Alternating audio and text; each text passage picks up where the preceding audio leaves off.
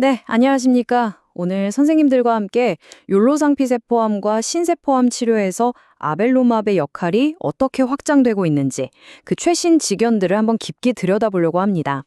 이미 표준 치료로 굳건히 자리 잡은 부분부터 앞으로 우리가 마주하게 될 새로운 병용요법과 바이오마커 전략까지 진료 현장에서 바로 써먹을 수 있는 핵심들만 쏙쏙 뽑아서 정리해드리겠습니다.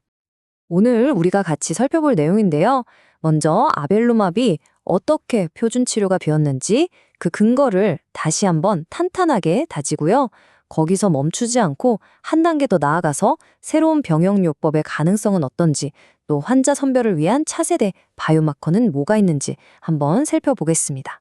그리고 마지막에는 이 모든 걸 종합해서 우리가 실제 임상에서 고민해야 할 지점들은 무엇인지 정리하면서 마무리하겠습니다. 자, 그럼 바로 시작해볼까요? 첫 번째 파트입니다. 아벨로맙의 핵심 데이터들을 다시 한번 짚어보면서 이 약의 임상적인 스토리가 어떻게 계속해서 쓰여지고 있는지 한번 따라가 보겠습니다. 아벨루맙은 이제 표준 치료라고 말하는데 이견이 없죠. 하지만 이야기는 여기서 끝나지 않습니다. 계속해서 새로운 조합, 새로운 바이오마커 전력들이 나오면서 그 역할이 계속 진화하고 있거든요. 오늘 이 시간에는 바로 그 현재와 미래를 함께 조망해보는 시간이 될 겁니다. 모든 이야기의 시작점이죠.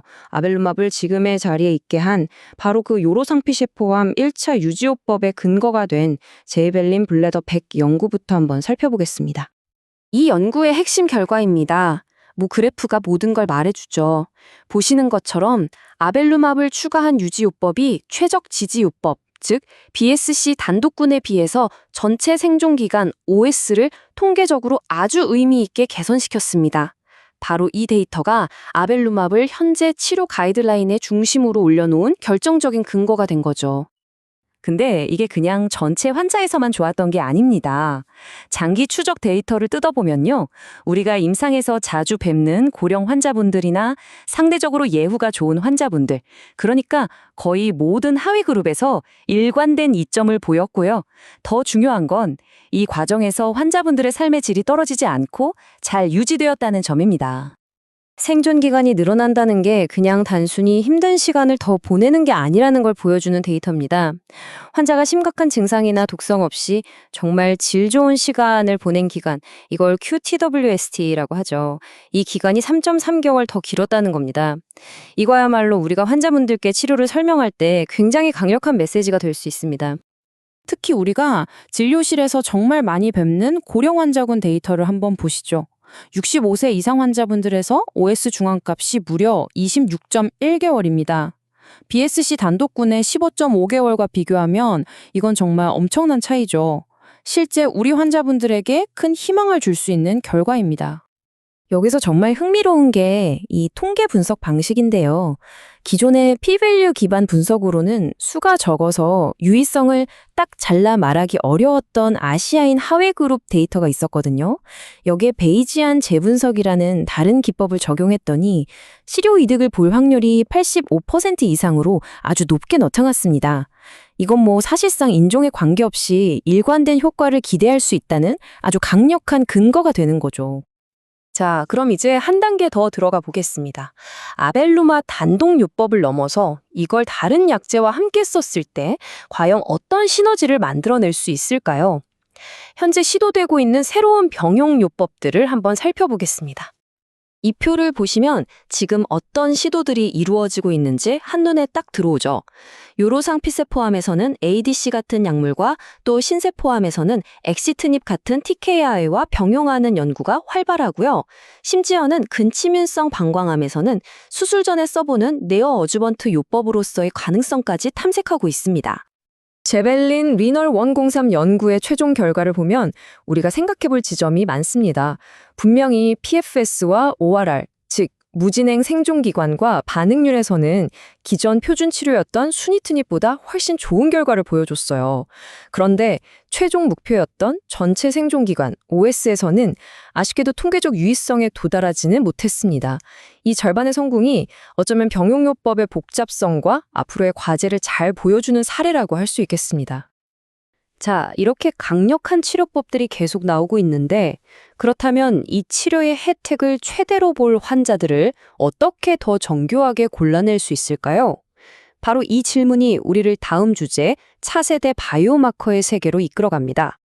이 질문, 아마 여기 계신 선생님들 모두 매일같이 진료실에서 고민하고 계실 겁니다. 그쵸? 현재 우리가 쓰는 표준 바이오마커인 PD-L1, 이것만으로는 환자의 반응을 예측하기에 뭔가 좀 부족하다는 걸 우리 모두 경험적으로 너무 잘 알고 있습니다. 그 대안으로 아주 강력하게 떠오르고 있는 게 바로 이 순환 종양 DNA, ctDNA입니다. 간단한 혈액 검사, 즉 액체 생검만으로 우리 몸속에 있는 종양의 유전적 변화를 실시간으로 그리고 원할 때마다 반복적으로 들여다볼 수 있는 어마어마한 가능성을 열어주는 기술이죠. ctDNA의 진짜 힘은 이 역동성에 있습니다. 중요한 건 치료 시작 전에 절대적인 수치가 아니에요. 치료를 딱 시작하고 나서 이 ctDNA가 얼마나 극적으로 떨어지는가, 바로 그 변화량, 델타 값이 환자의 생존 기간을 예측하는 데 있어서 굉장히 강력한 독립적인 예후 인자로 작용한다는 겁니다. 하지만 효과가 강력해진 만큼 우리가 감당해야 할 숙제도 있죠. 바로 독성 문제입니다. 동전의 양면과도 같은 이 효능과 안전성, 이 사이에서 우리가 어떻게 균형을 잡아야 할지 데이터를 통해 한번 살펴보겠습니다. 오라 연구 데이터를 보시면 그 딜레마가 딱 보입니다. 수술 전에 면역 항암제와 항암제를 같이 썼을 때 확실히 병리학적 반응은 더 좋게 나옵니다. 하지만 보시는 것처럼 주요 수술 후 합병증 발생률 역시 단독요법에 비해서 올라가는 경향을 보입니다. 얻는 게 있으면 감수해야 할 부분도 있다는 거죠. 이런 독성 증가는 다른 병용요법에서도 비슷하게 나타납니다. 수치를 한번 보세요. ADC나 TKI랑 같이 쓰면 3등급 이상의 심각한 치료 관련 이상 반응 발생률이 거의 70%에 육박합니다. 이건 뭐 단독요법 때와는 완전히 다른 차원의 관리가 필요하다는 걸 의미합니다. 더 선제적이고 더 적극적인 독성 관리 전략이 반드시 필요하다는 거죠.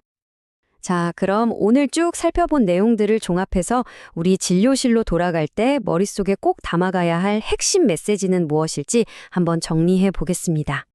딱 3가지만 기억하시면 됩니다. 첫째, 아벨루맙 1차 유지요법은 요로상피세 포함해서 이제는 이론의 여지가 없는 확고한 표준 치료다. 둘째, ADC나 TKI와의 병용요법은 분명 강력한 다음 무기지만 독성 관리가 그 성패를 좌우할 것이다. 그리고 마지막으로 미래의 환자 선택은 정적인 PD-L1 검사에 머무르지 않고 ctDNA처럼 치료 반응을 실시간으로 보여주는 역동적인 바이오마커가 이끌게 될 거라는 점입니다.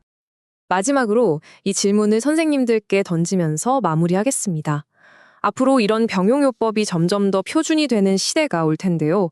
그때 ctDNA와 같은 역동적인 바이오마커는 우리의 실시간 치료 결정을 얼마나 더 빠르고 정밀하게 만들어주고 또 환자분들과 나누는 대화의 내용을 어떻게 바꾸어 놓을까요? 이 엄청난 변화의 한가운데 바로 우리 임상 의사들이 서 있게 될 겁니다. 경청해 주셔서 대단히 감사합니다.